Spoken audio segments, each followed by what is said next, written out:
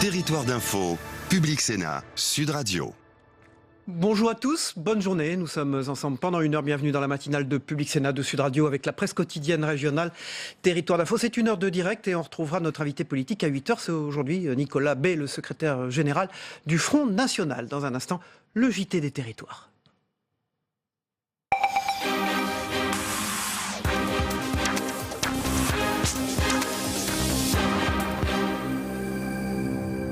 À J-6 du second tour de l'élection présidentielle, un JT spécial aujourd'hui consacré à un 1er mai très politique. Les traditionnels défilés syndicaux de la fête du travail n'ont pas beaucoup mobilisé. En 2002, les défilés du 1er mai avaient soudé les organisations syndicales contre le Front National. À l'époque, plus de 1,3 million de personnes s'étaient mobilisées. Hier, elles n'étaient que 142 000 selon les chiffres officiels et les défilés se sont déroulés en ordre dispersé. On fait le point à Paris avec Quentin Calmet et Marie Brumeau pour Public Sénat. Ils n'étaient pas très nombreux hier matin, mais ils voulaient que leur message soit clair et sans équivoque. La CFDT et l'UNSA, en ce 1er mai un peu particulier, n'avaient qu'un seul mot d'ordre, écarter à tout prix Marine Le Pen du pouvoir et par conséquent voter Emmanuel Macron. Je ne veux pas vivre dans une France xénophobe, je ne veux pas vivre dans une France où on cherchera les boucs émissaires plutôt que traiter les vrais problèmes. Et puis, il y a aussi un problème économique. Le Front National nous propose, avec la sortie de l'euro et la sortie de l'Europe, un repli sur soi qui serait mortifère. À quelques encablures de là, la place de la République et son cortège de manifestants à l'appel de la CGT et Force ouvrière notamment.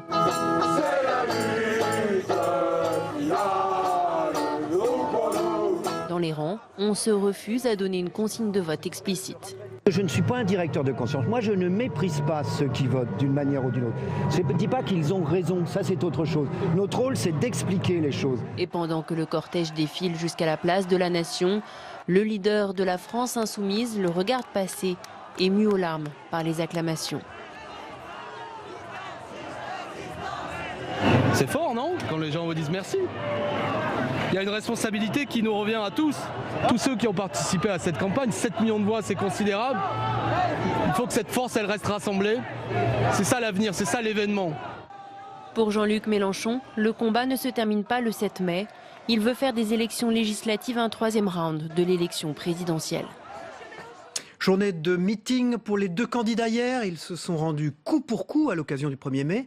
Marine Le Pen était à Villepinte, en Seine-Saint-Denis, avec Nicolas Dupont-Aignan en ouverture de son dernier grand meeting. Acclamé par des milliers de sympathisants FN, le leader de Debout la France a scellé l'alliance historique conclue entre les deux partis ce week-end. Discours offensif de son côté de Marine Le Pen qui a taclé son adversaire Emmanuel Macron, qualifié de candidat de la finance. Un reportage de Stéphanie Depierre et de Valérie Brochard de LCP. Le Front National a un nouvel allié, Nicolas Dupont-Aignan. À Villepinte, Marine Le Pen a décidé d'afficher leur union. Le président de Debout la France est le seul à prendre la parole avant la candidate. Entre la finance et la France, il faut choisir. Je n'aurais jamais pu me regarder dans le miroir de l'histoire de France s'il avait manqué une seule voix pour gagner dimanche. Les militants lui font un accueil triomphal. J'ai donc... Attendez la suite. J'ai donc choisi la France, j'ai choisi Marine. Marine Le Pen le confirme, si elle est élue, Nicolas Dupont-Aignan sera son Premier ministre. La candidate déroule son programme, pas un mot sur la sortie de l'euro, pourtant pierre angulaire de son projet, mais elle dénonce longuement les ravages de la finance. Pour attaquer Emmanuel Macron, Marine Le Pen détourne les mots de François Hollande, le président qui, en 2012, disait « Mon adversaire, c'est la finance ». Aujourd'hui, l'adversaire du peuple français, c'est toujours le monde de la finance. Mais cette fois, il a un nom, il a un visage, il a un parti et il présente sa candidature et tous rêvent de le voir élu. Il s'appelle Emmanuel Macron. Les sondages donnent Emmanuel Macron largement vainqueur au second tour, mais les militants frontistes y croient encore. Et honnêtement, les sondages, je n'y crois pas du tout. Et je sais que Marine sera présidente. Sûr et certain, j'y crois, à fond. Quand vous voyez la ferveur populaire qu'il y a autour de Marine, et autour des valeurs qui représentent la France. Et ben voilà, je souhaite bien du courage à notre adversaire. Avec l'alliance qu'on a fait avec Nicolas Dupont-Aignan, tout est possible aujourd'hui. Je pense que beaucoup d'électeurs républicains qui pouvaient être hésitants vis-à-vis de Marine Le Pen sont rassurés. Marine Le Pen a encore 5 jours pour convaincre et elle mise sur la ruralité. Jeudi, elle sera en meeting dans un tout petit village de la Somme. Et à 6 jours du premier tour de l'élection présidentielle, Emmanuel Macron accentue ses attaques contre Marine Le Pen. Pour son dernier gros meeting d'entre-deux tours à La Villette, à Paris, le candidat d'En Marche a dénoncé le projet de la candidate du Front National, qui est un projet de repli, de protectionnisme, de l'isolationnisme et du nationalisme. Un reportage de Julie Hulin et de Stéphane Amalion pour Public Sénat. Un dernier grand meeting pour maintenir l'écart. Dans la salle parisienne, près de 12 000 personnes. Des militants inquiets. Les fascistes sont dangereux et ils sont vraiment tout près. Et ça me terrorise. C'est très difficile aujourd'hui d'être aussi confiant que nous étions la semaine dernière. Alors dès le début de son discours, le candidat a décidé de taper fort, accentuant ses critiques contre Marine Le Pen et dénonçant son projet. Le Front National, c'est le parti de l'anti-France. Elle a dit « c'est En Marche ou crève ». Elle a raison, En Marche, c'est nous. Des attaques ponctuées de Macron président. Si le candidat n'a pas manqué de saluer ses soutiens et notamment la nouvelle venue Ségolène Royal, il s'est aussi adressé directement à ceux qui hésitent à voter pour lui. Demain, plusieurs de ceux qui me soutiennent combattront mon projet ou certains aspects de ce projet. Je le sais et je vous respecte. Mais mon combat aujourd'hui, c'est aussi devenu un combat pour que vous puissiez librement, démocratiquement, exprimer demain vos désaccords. En revanche, pas question d'amender son projet comme lui intimait Jean-Luc Mélenchon. Les Françaises et les Français se sont exprimés et ont choisi le projet qui porte ces réformes. Je ne vais pas les trahir en les reniant. Emmanuel Macron qui a tout de même promis de mener la transformation du pays avec les organisations syndicales. Un discours fleuve de plus d'1 heure et demie, achevé en appelant les Français à la résistance, alors que les derniers sondages le donnent vainqueur, avec 60% d'intention de vote. Voilà, fin de ce JT spécial le 1er mai. Dans un instant, le club des éditorialistes, mais tout de suite, la une de vos journaux ce matin de la presse quotidienne régionale.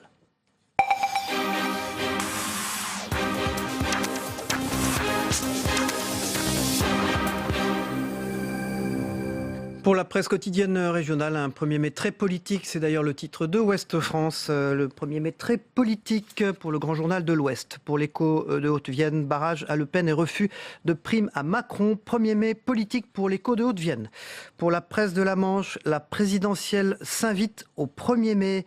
Et c'est une photo du défilé de Cherbourg qui est à la une de la presse de la Manche. Pour le Courrier Picard, un 1er mai tendu, mais sans élan.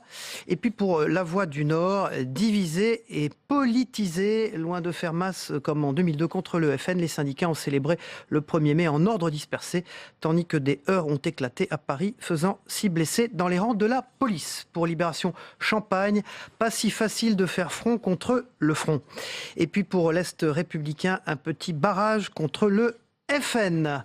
Pour Le Parisien, c'est la France déchirée. Défilés syndicaux chaotiques, démonstration de force d'Emmanuel Macron et de Marine Le Pen. Cette année, la fête du travail a renvoyé l'image d'un pays morcelé et sous tension pour Le Parisien. Pour l'Union de Reims, ils ont choisi le ni-ni. Ils ne veulent ni de Marine Le Pen ni d'Emmanuel Macron. Entre abstention, vote blanc ou nul, ces électeurs pourraient peser lourd au second tour. On en parlera tout à l'heure avec Thierry Dupont de l'Express Ville qui est avec nous. Ils ont choisi de ne pas choisir. Ils ne veulent ni Marine Le Pen ni Emmanuel Macron. Et c'est dans l'Ardennais également aujourd'hui. Pour l'indépendant, Macron et Le Pen se rendent coup pour coup. Les deux candidats au second tour à une semaine du vote étaient en meeting. On en parlera dans un instant dans le club des éditorialistes. Enfin, le Télégramme et l'Euro, le flou pour les unes politiques. Et puis la Provence, 5 jours sous tension. Emmanuel Macron et Marine Le Pen ont lancé hier la dernière semaine de campagne avec des meetings à Paris et à Villepinte, se rendant pour coup pour coup. C'est ce dont nous allons parler dans un instant avec les éditorialistes que j'accueille ce matin. Jefferson Desport de Sud-Ouest. Bonjour Jefferson, Bonjour merci Cyril. d'être avec nous. Thierry Dupont de l'Express, plus particulièrement chargé des pages villes, et Nathalie Moré du groupe EBRA qui est là pour le Républicain Lorrain, entre autres, ce matin. Merci Nathalie. Bonjour. Merci d'être là.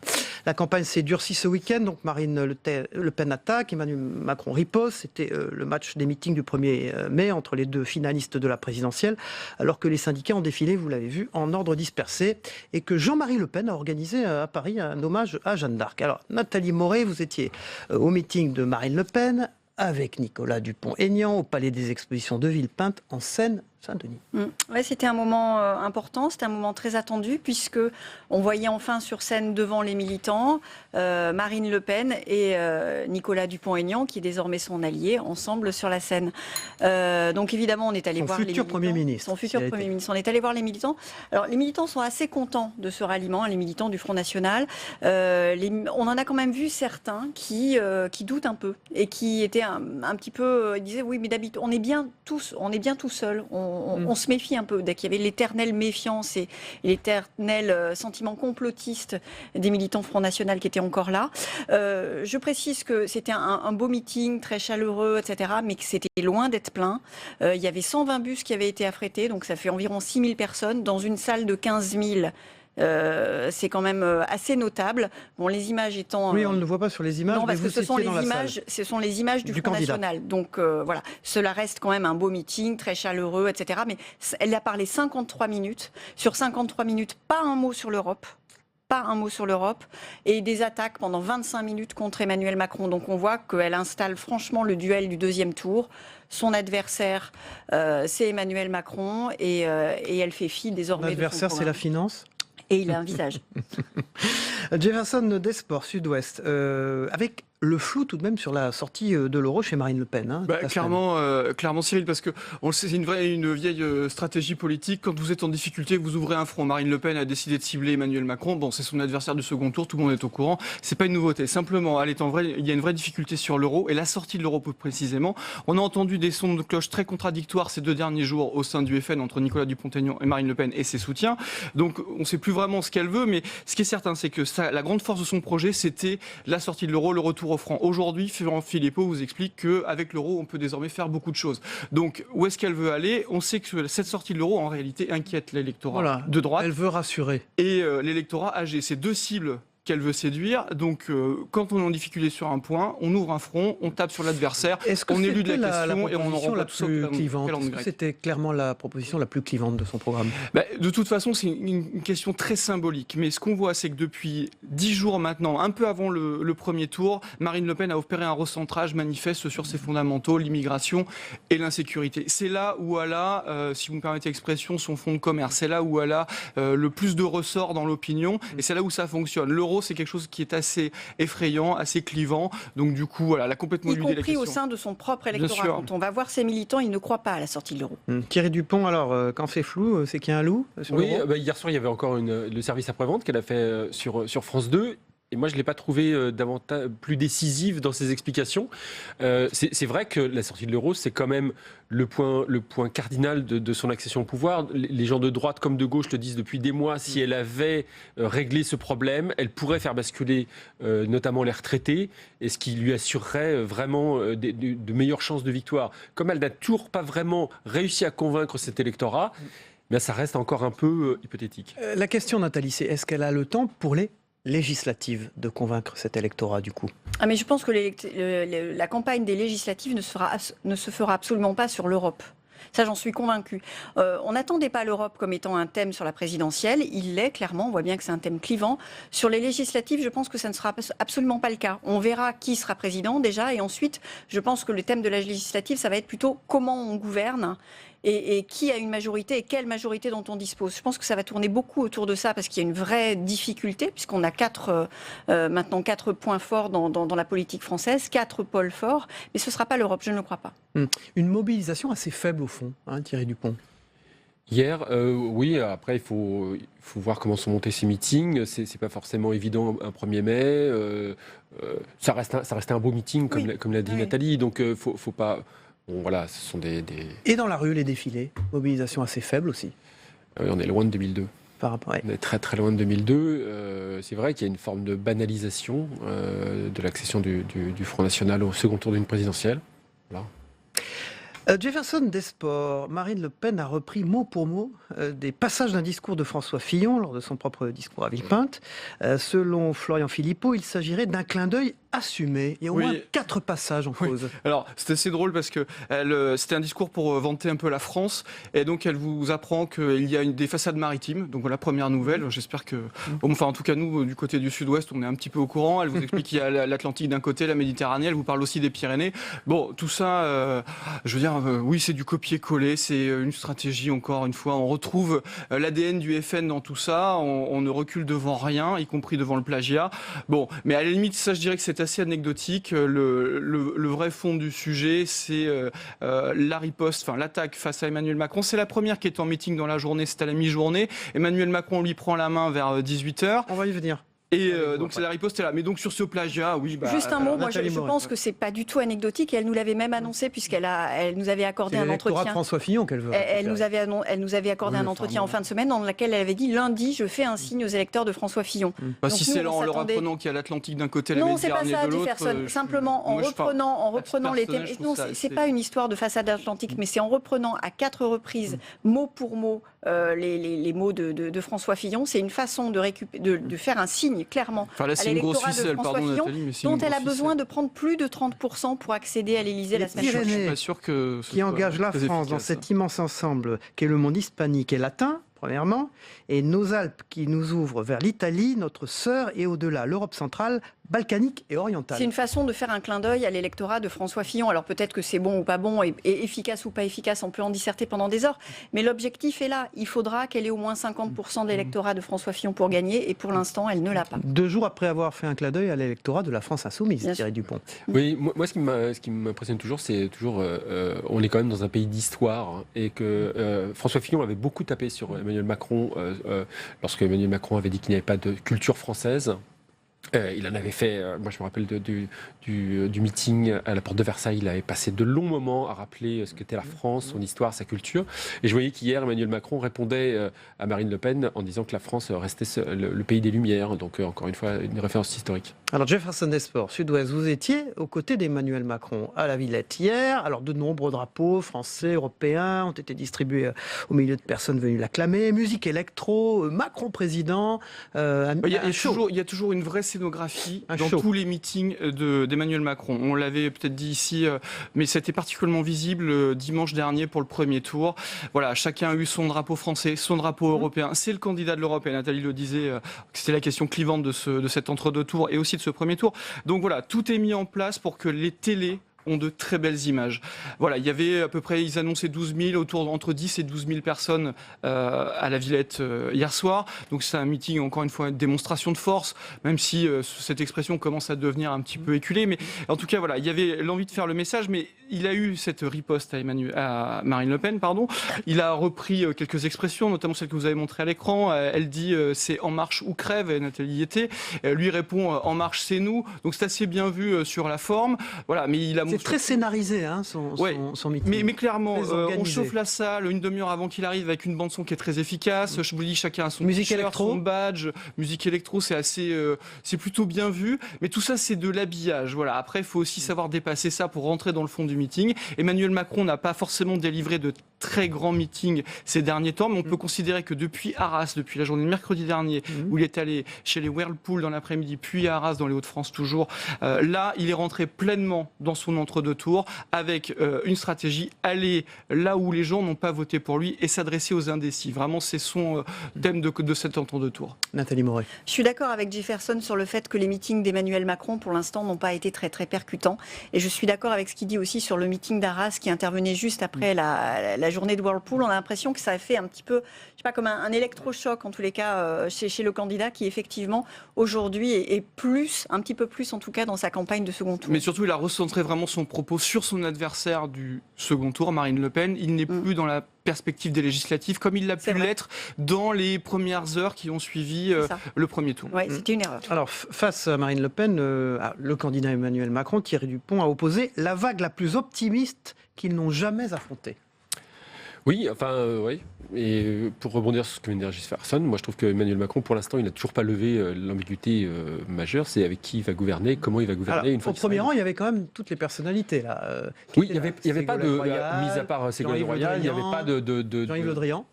Oui, c'est pas la première fois qu'ils ont déjà fait des meetings ensemble dans l'Ouest. Donc moi, il reste quand même cette incertitude. Alors on a vu pendant le week-end se mettre en place, ou en tout cas arriver sur la scène de nouveaux venus. Je pense à Jean-Louis Borloo, son interview dans le journal du dimanche, où on sent très bien qu'il y a une offre de service qui est sur la table. On entend parler maintenant de Jean-Pierre Raffarin. On voit bien que les humanistes des Républicains pourraient être tentés pour certains, mais je pense que c'est vraiment encore des individualités de basculer. Après, quand on va confronter tout ça à la logique des législatives, je ne sais pas si vraiment tout ça tient. Et Jean-Luc Mélenchon, Alors, fin de non-recevoir. Oui, il n'amendera pas son projet, mais c'était évident. Et il a raison de rappeler quand même qu'il est arrivé en tête du premier tour. Donc si vous arrivez en tête du premier tour pour faire des concessions derrière, ça semble un peu compliqué. Ça pourrait renvoyer... d'abandon de la loi El Khomri. Oui, non, mais ça pourrait renvoyer aussi aux tractations de cette campagne entre Benoît Hamon et Jean-Luc Mélenchon qui n'ont jamais abouti, qui ont fait perdre un temps dingue et qui, à l'arrivée, se soldent par un échec. Non, je voulais juste revenir sur ce que disait Thierry. Quand on voit apparaître des offres de services de Jean-Louis Borloo à Jean-Pierre Raffarin, ce qui est certain, c'est que le nom du futur Premier ministre d'Emmanuel Macron sera déterminant dans la logique des législatives. Et là, je fais l'analogie avec 2002. Quand Jacques Chirac est élu au deuxième tour avec plus de 80%, ce soir-là, dans son bureau, il est d'une humeur de dog, c'est Dominique Bussereau qui me le raconte, et il a peur d'une chose, c'est de perdre les législatives. Et résultat des courses, il sort Jean-Pierre Raffarin du chapeau. Peu d'observateurs avaient pu voir venir à l'époque le nom du président de Poitou-Charentes, et Jean-Pierre Raffarin crée cette dynamique. Donc ça, c'est important, parce que celui qui va être choisi pour Matignon va avoir un rôle clé dans le message, dans l'idée du rassemblement même que veut incarner aujourd'hui Emmanuel Macron. Est-ce qu'il a intérêt à donner le nom de son Premier ministre? Mais il ne peut pas. Il ne peut pas. Emmanuel Macron le dit en privé très bien d'ailleurs, et sans doute en public aussi. Il dit que ça sera déterminé par la puissance de l'élection. C'est pas du tout la même chose s'il gagne à 52% ou s'il gagne à 62%. Et à ce moment-là, il y a effectivement, il a dans sa manche plusieurs noms, des gens qui sont plus humanistes de droite, des gens qui ont plus un profil de gauche. Et tout ça sera déterminé sans doute par son élection dimanche, s'il est élu, bien sûr. Thierry Dupont, comment faire à la fois un clin d'œil aux partisans de Jean-Luc Mélenchon et conserver ces gens du centre et du centre droit? Pour Emmanuel Macron. Je suis sûr qu'il a intérêt à faire ce grand écart. Il était assez clair hier dans son discours, disant je suis arrivé en tête au premier tour avec un programme, vous m'avez placé en tête avec ce programme, mais par contre, bien aimé la phrase, je vous assure de pouvoir être en désaccord avec moi, sous-entendu, avec Marine Le Pen, ça ne sera pas possible. Et pas d'abandon de la loi El Khomri, hein? Non, non, de toute façon, là, il ne peut pas se renier là-dessus. Il est quand même sur une ligne qui était celle initiée par François Hollande, c'est-à-dire cette social-démocratie. La loi El Khomri, on a été aussi l'inspirateur. Il y a eu la loi Macron avant, donc il n'allait pas se dédire là-dessus. Mais ça fait partie aussi de son programme. Donc il veut plus de souplesse dans les entreprises, il veut aussi renforcer, il veut une sécurité sociale, une sécurité universelle sur le chômage pour tout le monde. Donc voilà, s'il commence à se renier là-dessus, c'est la preuve qu'au premier coup de vent, tout ce qu'il a promis ne sera jamais effectué. Donc il a une nécessité de tenir sur ses engagements. S'il commence à craquer avant même d'être élu, je pense que là, c'est plus la peine d'aller plus loin. Je pense que ce qui pose problème aussi, c'est on sait qu'il y a cette loi El Khomri et cette loi qui veut faire passer sur la modification du Code du travail dès le mois de juillet. Mais ce qui pose aussi problème, c'est la façon dont il veut le faire. C'est-à-dire qu'il veut un vote par ordonnance dès le mois de juillet pour modifier considérablement le Code du travail. Et à mon avis, ça risque d'être un des thèmes qui va émerger un petit peu, sans doute dans la journée, peut-être demain à l'occasion du débat d'entre-deux tours. C'est est-ce qu'on peut vraiment modifier aussi profondément le Code du travail quand on est élu avec 18% des inscrits au premier tour, puisque c'est à peu près son score, et est-ce qu'on peut le faire par ordonnance? Je pense que ça peut être un thème, ou pas, mais à mon avis, qui va émerger ces derniers jours de campagne. Thierry, est-ce que cela pourrait être un thème d'échange pour ce débat télévisé qu'on attend tous? Clairement, parce que Marine Le Pen s'est quand même fait le défenseur du monde du travail, des ouvriers, des employés, des salariés, et face au monde de la finance qu'incarnerait Emmanuel Macron. Donc très clairement, elle va taper là-dessus. Elle se place vraiment je dirais, presque en cause commune avec les syndicalistes, ce qui est quand même si vous prenez le grand angle et que vous ramenez quelques années en arrière, et notamment à l'époque de son père, on est quand même très loin, mais elle s'est vraiment positionnée là-dessus, et je pense qu'elle a une position de préférentielle là-dessus. On attend, Nathalie, des échanges très vifs. Oui, hier, il y a eu deux angles dans son discours. Il y a eu les attaques contre Emmanuel Macron et l'autre qui dit « je suis celle qui vous protégera ». Donc on voit bien, et notamment sur le Code du travail, donc on voit bien que ça va être un angle d'attaque face à Emmanuel Macron, qui est donc le candidat de la finance qui a désormais un visage. Vous étiez avec le candidat de la finance, vous? Écoutez, oui.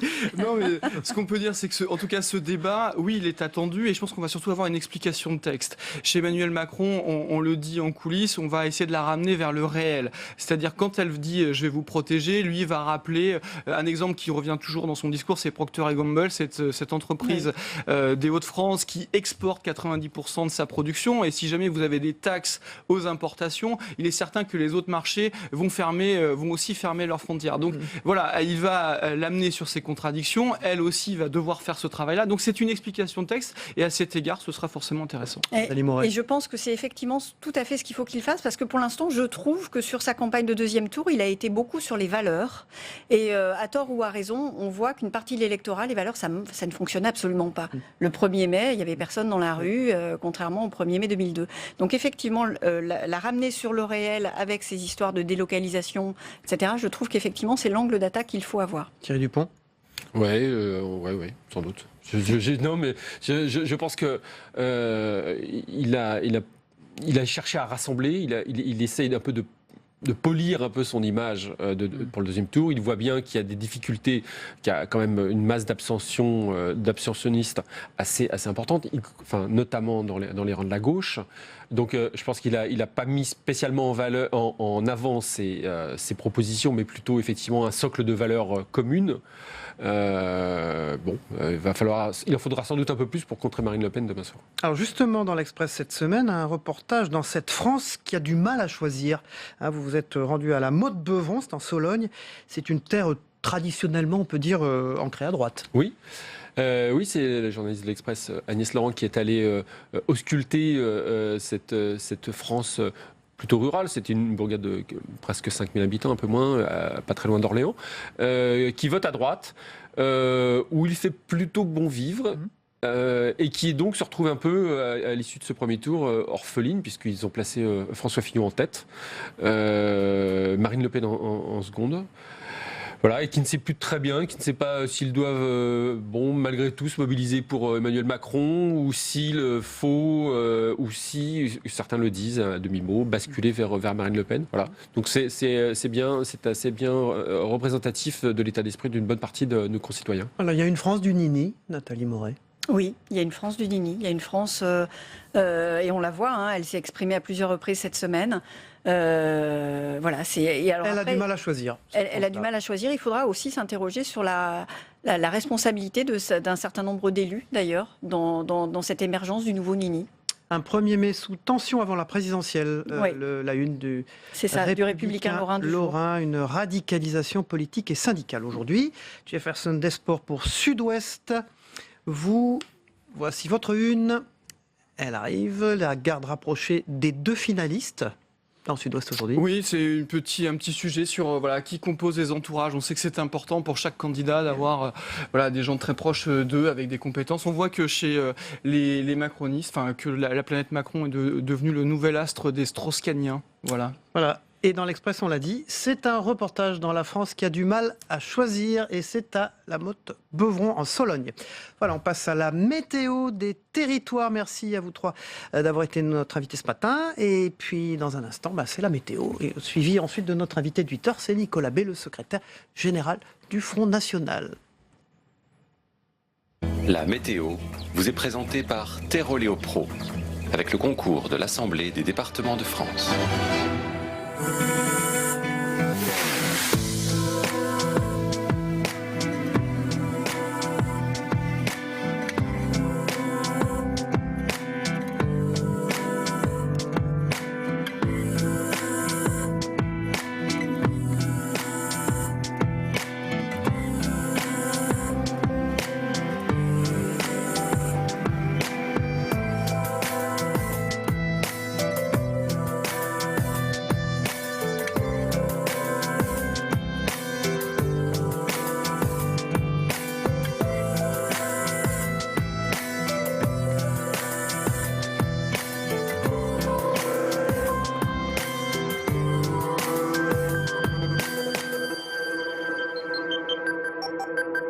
C'était la météo avec Terre-Léo-Pro et l'Assemblée des départements de France. Voilà, dans quelques minutes, c'est Nicolas Bay, le secrétaire général du Front National, qui est l'invité de Public Sénat, de Sud Radio. Mais tout de suite, on passe au zapping. Le Zap Élysée, le premier zapping politique des matinales d'infos qu'on regarde ensemble.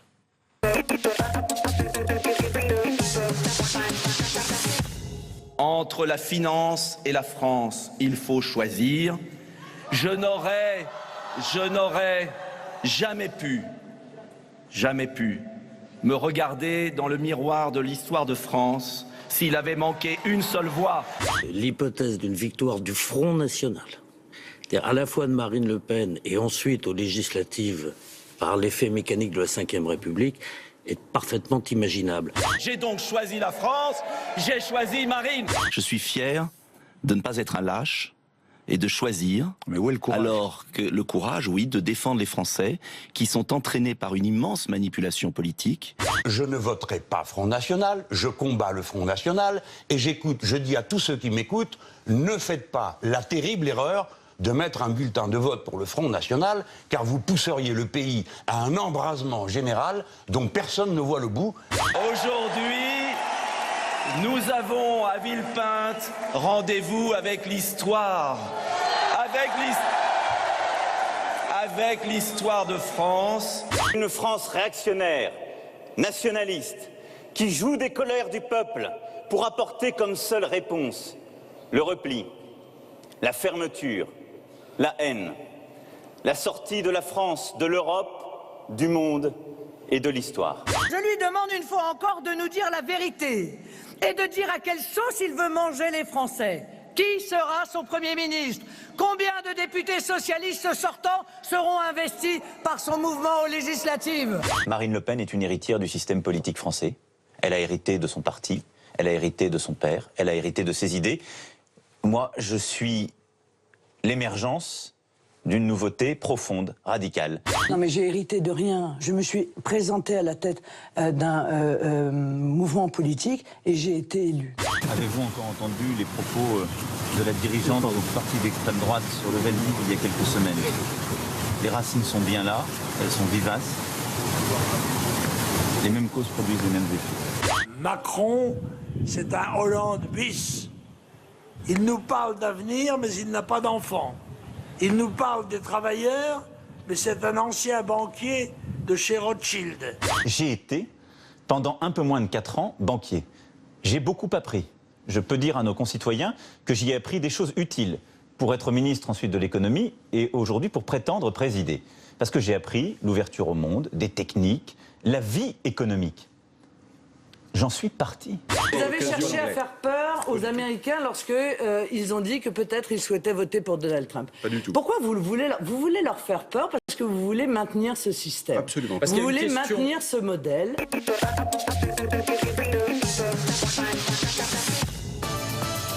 Territoire d'info, Public Sénat, Sud Radio. Voilà, l'invité politique de Public Sénat de Sud Radio et de la presse quotidienne régionale ce matin, c'est Nicolas Bay. Bonjour Nicolas Bay, vous êtes secrétaire général du Front National et député européen. Pour vous interroger à mes côtés ce matin, Véronique Jacquier de Sud Radio. Bonjour Véronique. Bonjour à tous. Et Gilles Leclerc pour Public Sénat. Bonjour Gilles, merci. Bonjour. Votre interview, Nicolas Bay, sera également à voir sur les sites de la presse quotidienne régionale ce matin. Hier à Villepinte, Marine Le Pen a repris 4 chapitres du discours de François Fillon au meeting du Puy. Est-ce que vous avez besoin de ça? Et pourquoi Marine Le Pen copie François Fillon? Non, Marine Le Pen a tenu un long discours d'environ 1 heure et elle a fait un emprunt d'1 minute ou 1 minute et demie à un récent discours de François Fillon. Bah, ça montre que Marine Le Pen n'est pas sectaire et que lorsque un de ses concurrents, en l'occurrence du premier tour, parle bien de la France, eh bien elle peut C'était une stratégie ses propos. Oui, c'est totalement assumé, c'est un clin d'œil assumé, c'est un petit emprunt, ça montre bien que voilà, qu'on peut se nourrir aussi parfois qui a écrit ce discours des propos des autres. On parle de Paul-Marie Couteau. Non, je ne sais pas qui a écrit, mais c'est pas tellement la question. Voilà, François Fillon avait bien parlé de la France dans un discours au Puy-en-Velay, je crois, il y a une quinzaine de jours. Voilà, Marine Le Pen reprend ses propos. voilà, je pense que c'est une façon aussi de dire Mais que finalement, quand il s'agit de parler du pays, de parler de la France, Voilà, c'est quand même mot pour mot. Oui, non, mais c'est totalement assumé. Encore une fois, c'est pas un plagiat.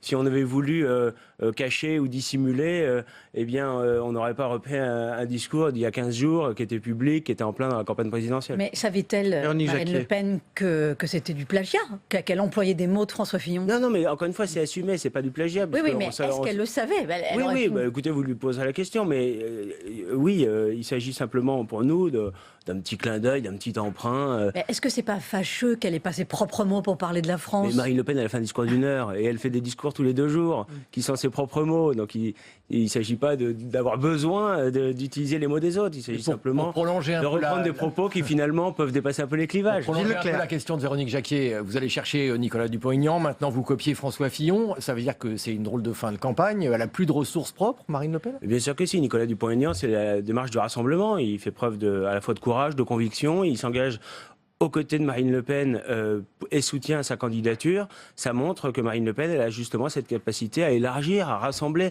C'est l'esprit du deuxième tour de l'élection présidentielle, c'est la volonté qu'elle a de redresser le pays. Ça ne s'adresse pas uniquement aux électeurs. Mais élargir jusqu'au point de désigner d'ores et déjà Nicolas Dupont-Aignan comme possible Premier ministre, honnêtement, pour un militant du Front National qui accompagne le FN depuis le début, pour ces militants, est-ce que tout d'un coup on dit finalement les bonnes places, ce ne sera pas pour nous, ça sera pour des alliés?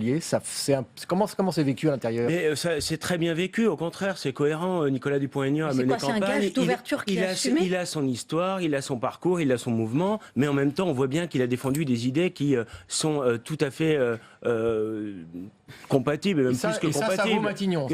Oui, je crois que c'est quelqu'un d'expérience, c'est un élu local très expérimenté, c'est un parlementaire qui est très reconnu, il défend des idées qui sont extrêmement proches de celles que nous avons défendues pendant cette campagne. Il y a une vraie cohérence. La cohérence, c'est celle d'une alliance entre tous ceux qui finalement ont la même vision de ce que doit être le redressement de la France. Il y a des tractations quand même au-delà de cette cohérence, il y a des tractations pour les législatives. Qu'est-ce que vous avez dit? Non, il n'y a pas de tractation. Marine Le Pen a très clairement dit qu'elle désignerait Nicolas Dupont-Aignan comme Premier ministre parce qu'il avait les qualités nécessaires, qu'il avait la solidité, la fiabilité dans les convictions, qu'il avait les compétences aussi, c'est évidemment très important.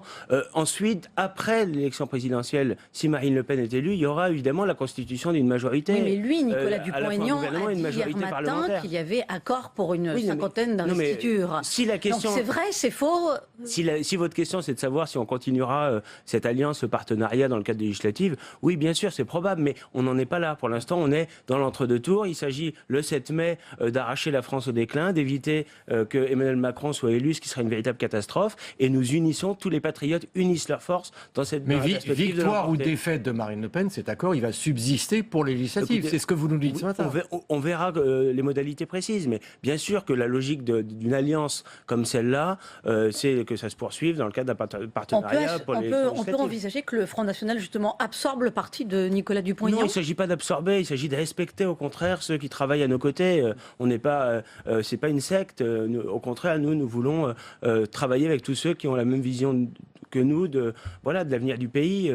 Le but, c'est quoi? C'est de redresser le pays, c'est de faire en sorte que les Français soient rétablis dans leurs droits fondamentaux, qu'on mette fin à l'immigration massive, qu'on organise différemment l'Europe pour qu'elle soit respectueuse des peuples et des nations. C'est ça, le projet politique, c'est pas des tractations ou des combinaisons d'appareils. Et vous-même, juste une petite parenthèse, vous serez candidat aux législatives? Je ferai connaître vous êtes conseiller régional en Normandie, vous êtes député européen, qu'est-ce que vous allez faire? Écoutez, je ferai connaître ma décision au lendemain de la présidentielle. C'est Nicolas Bay, le secrétaire général du Front National, qui est notre invité ce matin dans Territoire d'info sur Public Sénat et Sud Radio. Demain soir à la télévision, c'est le débat entre les deux candidats, Nicolas Bay. Comment Marine Le Pen se prépare-t-elle à ce débat? Le climat est rude, on l'a vu ce week-end. Qu'est-ce qu'il la conseille? Est-ce que c'est vous ou c'est plutôt Nicolas Dupont-Aignan? Marine Le Pen, d'abord, elle est en campagne, elle est aux côtés des Français sur le terrain, elle multiplie aussi les interventions médiatiques, elle tient un certain nombre de discours qui sont fondamentaux pour cette campagne. Oui, sur la préparation, elle. Oui, elle passera sans doute quelques heures à bien préparer ce débat qui évidemment est important, ce sera un moment avec fort Nicolas Dupont-Aignan entre-deux tours, avec tous ceux dont elle juge utile d'avoir les conseils. Nicolas Bay, quand Emmanuel Macron dit le Front National, c'est le parti de l'anti-France, qu'est-ce que vous répondez? Qu'est-ce qu'elle va répondre demain soir? Non mais Emmanuel Macron, qu'est-ce qu'il défend aujourd'hui? aller plus loin dans l'immigration. Il veut une autoroute entre l'Algérie et la France, libérer totalement les visas, aller encore plus loin dans l'immigration légale qui est déjà à 200 000 entrées par an. Il veut aller encore plus loin dans l'Union européenne. Il va se prosterner devant Mme Merkel en la félicitant de faire entrer des migrants.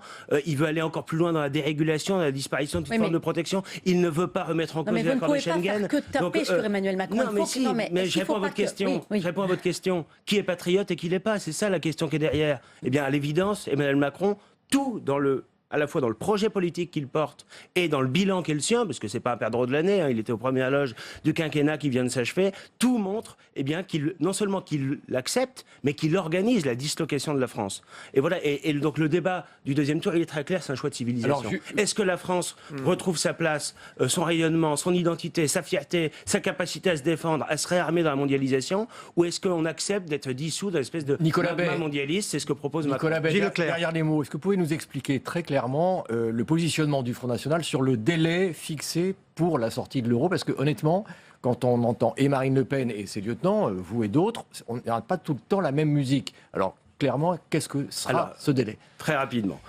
Nous voulons retrouver notre souveraineté, c'est-à-dire notre liberté de nation en matière territoriale, législative, économique et monétaire. Donc ça c'est l'objectif, voilà, d'accord. on veut renégocier. À quel moment on peut engager ces renégociations?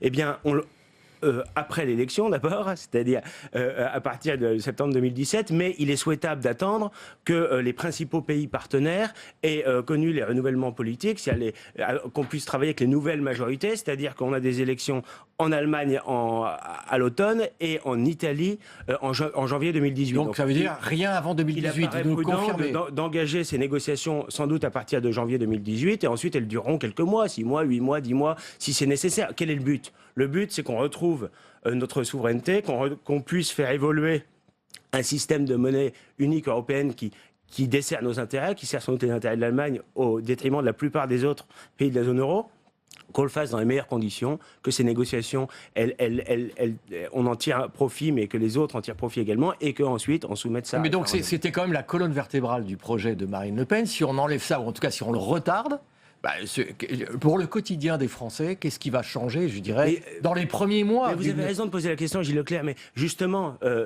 on pourra mener cette négociation qui prendra un petit peu de temps. Ça n'empêche pas immédiatement de prendre un certain nombre de mesures.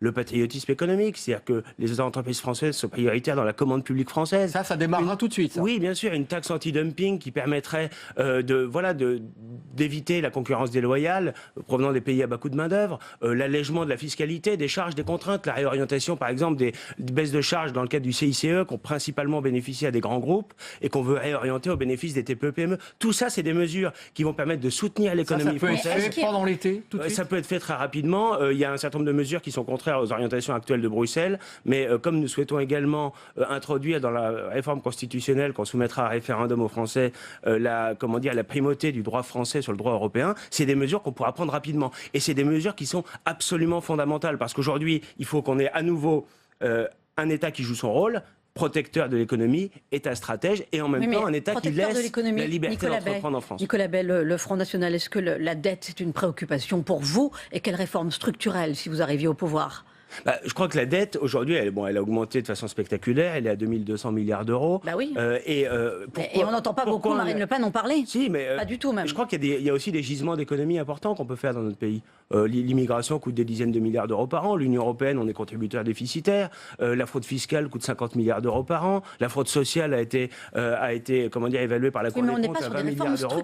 Oui, mais c'est très important. Ensuite, il faut évidemment faire la chasse à tous les gaspillages. Il y en a beaucoup, il faut bien le dire. Des subventions à tort et à travers à tous les étages des collectivités locales. Le millefeuille territorial, c'est un vrai sujet aussi. Nous souhaitons défendre la nation, le département, la commune, c'est à les échelons identifiés, proches des Français, alors qu'aujourd'hui on a une espèce d'enchevêtrement de compétences. Personne n'y comprend plus rien, plus personne ne sait qui fait quoi. La commune, la communauté de communes, la métropole, le département, la région, la nation, l'Europe qui se mêle de tout. Tout ça, ça ne fonctionne pas et ça coûte très cher. Plus globalement, comment vous vous allez faire pour, je dirais, gouverner dans une France qui sera de toute façon divisée, même si vous gagnez? On a vu qu'il y avait des manifestations hier, elles ne vont pas s'arrêter demain.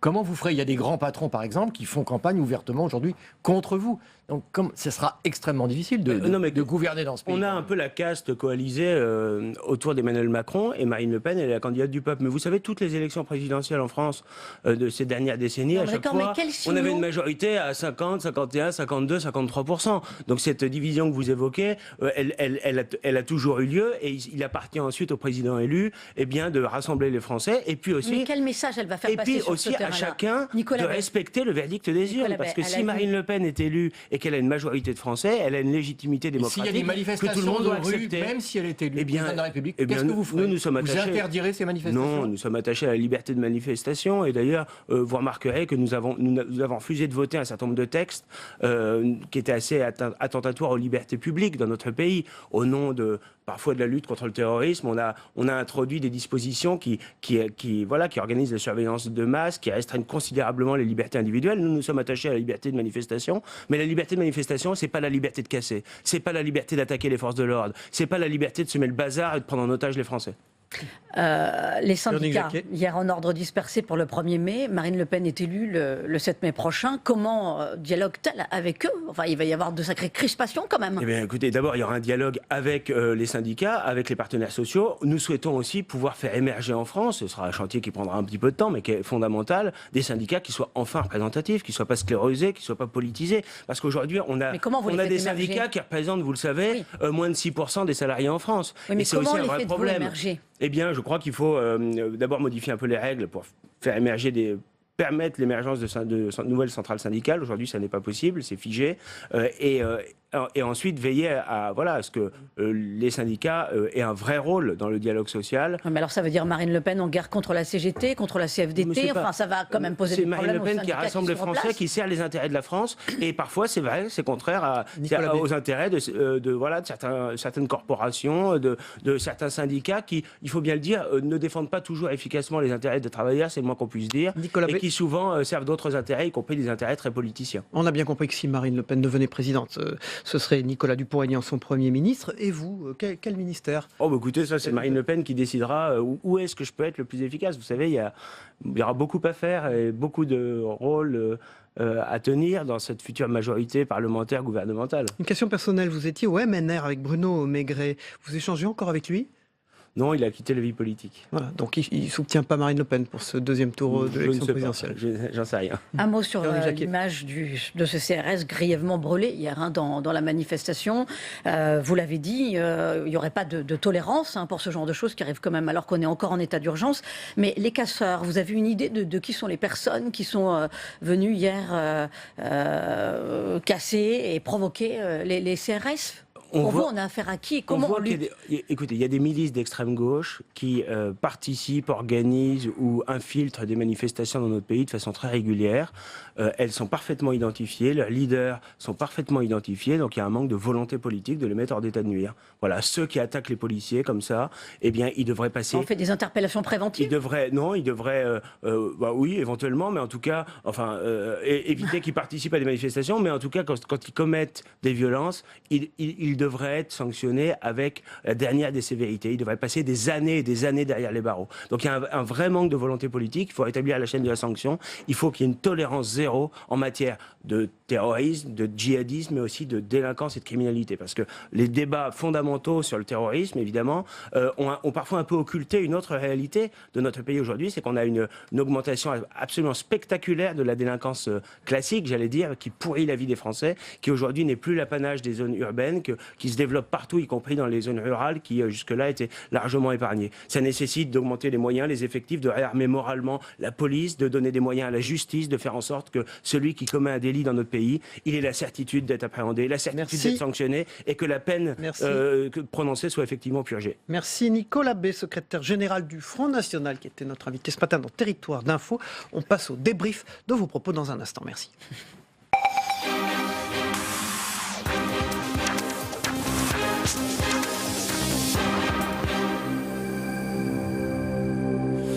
Voilà, et bien pour débriefer ce qu'a dit Nicolas Bay sur ce plateau ce matin et l'actualité, eh bien j'accueille Denis Jambard, éditorialiste à Nice ce matin et à Sud Radio. Bonjour Denis. Bonjour Yves, bonjour à tous. J'accueille Yves Tréhard, le directeur adjoint de la rédaction du Figaro. Bonjour Nicolas Bay, bonjour Yves. Bonjour Denis, bonjour Alors, à tous. Hier à Villepinte, Marine Le Pen a repris 4 chapitres du discours de François Fillon au meeting du Puy il y a quelques jours. Est-ce qu'elle avait besoin de ça, Yves Tréhard, pour rallier l'électorat de François Fillon? Non, mais c'est surtout que, elle s'est déjà intéressée aux droits de la mer, des choses comme ça, mais ça venait comme un cheveu sur la soupe, parce que c'était pas du tout... Il y avait un côté poétique et romantique dans ce passage, qui était en décalage total avec le reste du discours. Ce qui est intéressant, c'est que Paul-Marie Couteau, qui est peut-être l'auteur de ces lignes... Alors, il ne savait pas, Nicolas Bay nous dire. Couteau est aussi celui qui a fait les discours de François Fillon, et il a écrit un livre il y a quelques années... Et de Chevènement et de Séguin, voilà, c'est une espèce de fibre patriotique qui chante la France. Bon, je pense que c'est pas... Si vous voulez, c'est ce qu'il y a de plus ridicule et de plus affligeant dans la politique. Quand on plagie, plagiat assumé, a dit Nicolas Bay. Non, mais c'est un emprunt assumé, c'est pas un plagiat. Je vous réponds sur la mer et l'outre-mer. Marine Le Pen a toujours été en pointe sur cette question-là. Il faut dire que... Ils sont tous en pointe. Non, pas du tout. Alors, non, c'est totalement faux. C'est la grande mode cette année. C'est concurrent, non, c'est faux. C'est concurrent. Mais c'est vrai que cette année, elle fait des bons scores, parce qu'elle arrive en tête. On a obtenu d'excellents résultats sur l'ensemble des outre-mer. Marine Le Pen est arrivée en tête, en effet. Ensuite, ses adversaires, ses concurrents n'ont quasiment rien dit sur le sujet, alors que on a toujours tendance en France, et c'est un gros défaut, à traiter l'outre-mer comme une espèce de boulet économique, alors que ça représente des ressources absolument considérables, et l'espace maritime, qui est le deuxième du monde de la France, eh bien, aujourd'hui, ces richesses, elles ne sont pas du tout valorisées. La politique conduite en outre-mer est tout ce qu'il faut pas faire, à mon avis, exactement. Parce que cette outre-mer, pour la sortir de son ornière, il faudrait l'inscrire dans les contextes économiques régionaux, ce qui n'est pas suffisamment fait. Et puis que l'État assume ses responsabilités, assume ses fonctions d'investisseur, de stratège. Aujourd'hui, on laisse l'outre-mer en proie à l'immigration massive. C'est le cas en Guyane, c'est le cas à Mayotte. Moi, c'est des départements que je connais bien, où je me suis déplacé à plusieurs reprises. J'ai été avec Marine Le Pen pendant la campagne. C'est vraiment... navrant de voir comme ça ces petits morceaux de France qui sont magnifiques, qui sont des joyaux, qui ont des richesses absolument immenses. Quand on voit la Guyane, il y a des ressources forestières, aurifères, maritimes, et laisser ça à l'abandon avec l'immigration clandestine. Si, mais sans que j'ai répondu tout à l'heure, mais vous n'étiez pas là. Denis Jambard. Oui, on a constaté à l'issue du premier tour que les sondages s'étaient absolument pas trompés. Ils ont donné les scores à peu près exacts, et notamment ils avaient bien enregistré le recul au fil de la campagne de Marine Le Pen. Là, on a des sondages qui sont au fond plus simples, puisqu'il n'y a plus que 2 candidats, et qui donnent, disons, il y a un consensus 60-40 à 4 jours de l'élection. Est-ce que vous croyez vraiment encore à une victoire possible quand il y a 20 points ou 18 points d'écart entre le favori des sondages, les prévisions de sondages, et Marine Le Pen? Je crois d'abord que c'est pas parce que les configurations sont plus simples, avec seulement 2 candidats, que les sondages sont forcément plus fiables. Le passé a montré que c'était toujours plus facile. Et on l'a vu lors des élections américaines, d'ailleurs, il y a quelques mois, où les sondages... Non, mais c'est pas du tout le même contexte. Ensuite, moi, je crois qu'il y a encore, bien sûr... Mais les sondages français ne se sont pas trompés au premier tour. C'est vrai qu'on est à... Vous pouvez en convenir. Oui, non, ça j'en conviens. Mais on est encore à 5 jours du scrutin. Il y a des étapes encore décisives dans ce second tour, et notamment le débat. Vous attendez beaucoup de choses du débat ? Oui, je pense que ce sera un moment très important. Elle va attaquer beaucoup Marine Le Pen. Quelle stratégie pour ce débat ? Je ne vais pas inventer ce matin la stratégie de Marine Le Pen, mais je crois qu'il y a beaucoup de Français... C'est l'époque de la transparence, il ne faut pas avancer masqué. Il y a beaucoup de Français qui attendent énormément de ce débat, à mon avis, pour se faire une opinion. Je pense, et on le voit d'ailleurs aussi dans les sondages, qu'il y en a beaucoup qui n'ont pas totalement pris leur décision. On ne sait pas aussi quels sont les segments de l'électorat, je ne veux pas rentrer dans les aspects techniques, mais qui peuvent aussi, sont éventuellement susceptibles de s'abstenir. Donc il y a encore pas mal d'inconnus. Et moi, je crois qu'aujourd'hui, il y a un consensus, il y a une majorité dans le pays, on l'a vu au premier tour, qui par-dessus tout ne veut pas avoir 5 années de hollandisme supplémentaire. Et le vrai sujet, il est quand même là, si vous me permettez. L'axe, ça va être Emmanuel Macron et l'héritier de Hollande. Évidemment. C'est aujourd'hui une évidence. François Hollande a soutenu discrètement Emmanuel Macron pendant la campagne du premier tour. Aujourd'hui, il le soutient de façon ouverte.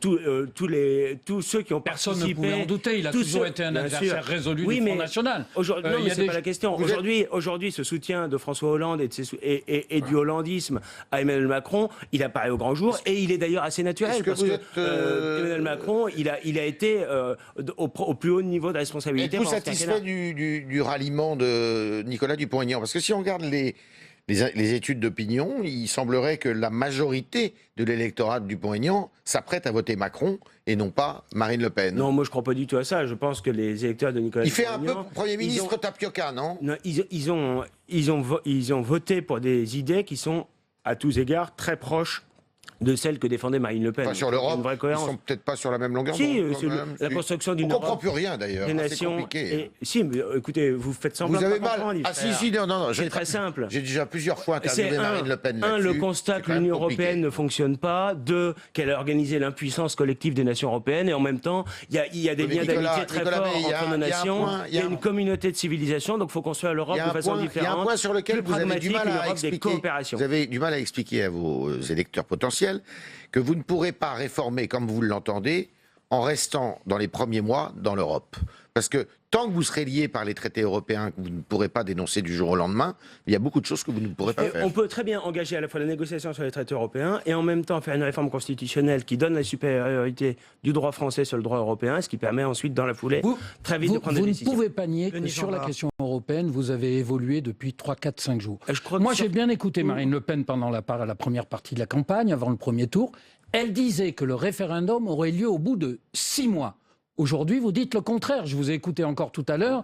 Après janvier 2018, vous avez dit, comme si vous découvriez qu'il y a à venir, et vous trouvez cet argument-là, il va y avoir des grands rendez-vous électoraux en Allemagne, en Italie. Pourquoi ce changement de pied tout d'un coup? Mais c'est pas un changement de pied, c'est simplement une adaptation de notre projet qui reste exactement le même, simplement aux contingences, au calendrier, ce qui est important. Mais vous ne l'aviez pas découvert auparavant, ce calendrier. Si on veut avoir une négociation efficace, eh bien, il faut prendre le temps nécessaire. Et si ça prend quelques mois supplémentaires, c'est évidemment souhaitable. Le but, c'est quoi? Le but, c'est de construire l'Europe différemment, de façon pragmatique. On n'est pas des idéologues. Les idéologues, c'est ceux qui construisent l'Union européenne, qui nous disaient ça va apporter la croissance et l'emploi, ça va apporter le chômage de masse, la classe sociale, l'insécurité généralisée. Et de l'inflation, ça sera aussi compliqué. Écoutez, Yves Tréhard, ça c'est le discours des ayatollahs de l'Union européenne. Alors moi, je suis pas ayatollah parce que... Non mais qui a fait l'inflation en France? Qui a fait le chômage de masse? Qui a fait l'augmentation? Non, mais la dette publique de la France, elle a augmenté de 600 milliards d'euros sous Sarkozy, de 450 milliards sous Hollande. La crise sous donc Sarkozy, oui, mais d'accord, mais c'est bien gentil de nous donner en permanence des leçons d'économie. On peut évidemment nous poser des questions sur notre projet, c'est légitime, s'interroger sur l'efficacité des mesures que nous défendons, mais ce qui est sûr, c'est que ceux qui se sont succédés au pouvoir, ils ont apporté l'absolue démonstration de leur incompétence. En tout cas, sur un chiffre, vous ne dites pas la vérité sur l'inflation. Quand on regarde depuis la création de l'euro, l'inflation est plus faible que dans les 10 années précédentes. La croissance de la zone euro est la croissance la plus faible du monde. Merci Nicolas B, secrétaire général du Front National d'avoir été l'invité de Territoire d'Info. Merci Denis Jambard, merci Yves Tréhard. On se retrouve demain matin pour une nouvelle édition de Territoire d'Info en matinale.